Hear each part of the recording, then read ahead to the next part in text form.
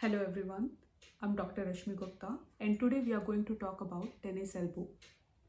Because of its name, there is a misconception among people that it should happen in tennis player and not among the general population. But the reverse is true. Only 5% of the tennis players experience tennis elbow, while it is quite prevalent in the general population. Now, why does it happens? So, tennis elbow happens because of the overuse of these muscles. The muscles which are present in the back of our forearm coming from the elbow and towards the wrist joint. It is quite common in people who generally do a lot of computer work like typing work, or who are generally involved in activities which results in the rotation of the forearm, the frequent rotation, or they have to lift heavy weights. So in these people it is quite common. Now generally, what do you experience in tennis elbow?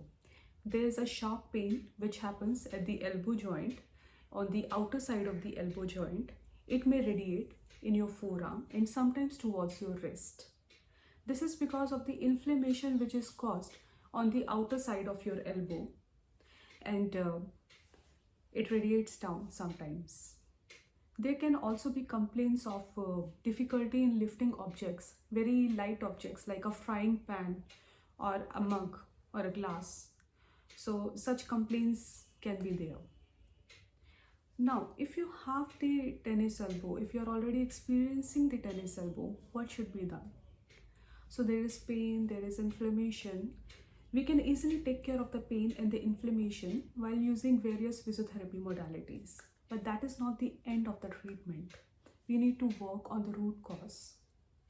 As there is overuse of the muscles, there might be some tightness of these muscles. There might be some trigger points in these muscles. So what we need to do is we need to work on these muscles. We can do the myofascial releases or the trigger point releases in these muscles. And apart from that, this is not it. Apart from that, we need to work on the strengthening of these muscles so that they become strong enough to bear the load that is present on them, or during the activities, whatever load comes on these muscles, they can bear that load.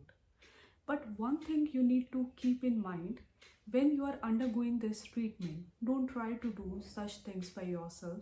Consult a physiotherapist. She is going to do the proper assessment and then do all these exercises under her supervision. If you found that the video was informative, please like, comment and share the video. And if you haven't subscribed the channel so far, please do subscribe and hit the bell icon. Thank you.